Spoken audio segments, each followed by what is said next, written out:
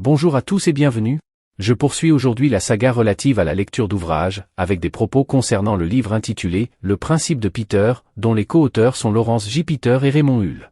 Selon ces auteurs, plus précisément selon Laurence J. Peter, il est possible d'observer l'existence d'un principe d'après lequel dans une hiérarchie, chaque employé a tendance à être promu à son niveau d'incompétence.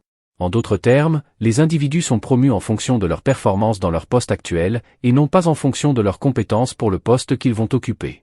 Ainsi, un employé compétent dans un poste peut être promu à un poste de direction, où il n'est pas aussi compétent, et cela peut se répéter à chaque promotion jusqu'à ce qu'il atteigne son plus haut niveau d'incompétence, autrement dit un poste où il n'est plus du tout capable de faire son travail efficacement.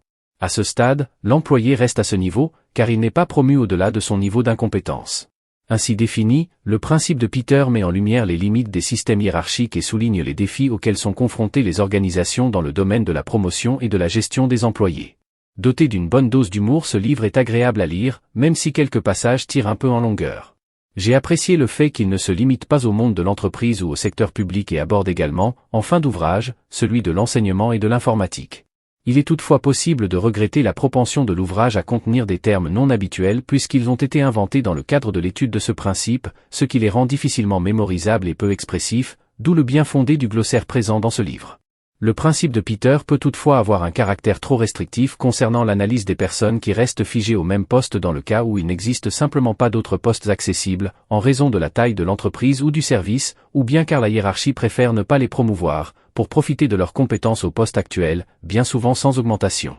De mémoire, ces cas ne me semblent pas être abordés dans l'ouvrage et sont différents d'une situation traitée dans celui-ci et qui correspond à la volonté pour une personne de ne pas évoluer pour pouvoir exploiter ses compétences dans son poste actuel.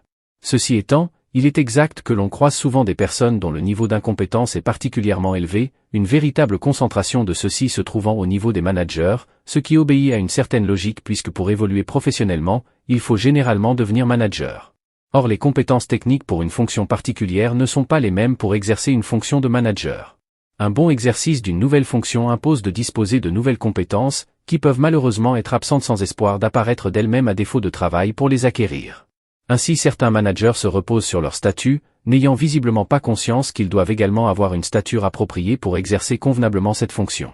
S'ils sont en cela négligents, l'entreprise elle-même peut être considérée comme ayant été défaillante en n'ayant pas accompagné la promotion de ce manager par des actions lui permettant de s'adapter à son nouveau poste et d'acquérir de nouvelles connaissances. Si vous avez des commentaires, des questions ou si vous souhaitez partager vos réflexions, n'hésitez pas à le faire dans la section commentaires ci-dessous. Je suis toujours ravi d'entendre votre point de vue et de susciter des discussions enrichissantes.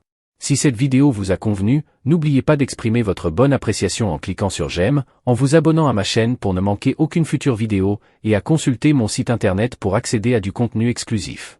Pour ceux qui souhaitent soutenir mon travail et m'aider à continuer à produire des vidéos de qualité, je vous adresse un immense merci par avance. Chaque soutien compte. Je vous remercie d'avoir consacré votre temps à visionner cette vidéo. À très bientôt pour de nouvelles vidéos extraordinaires.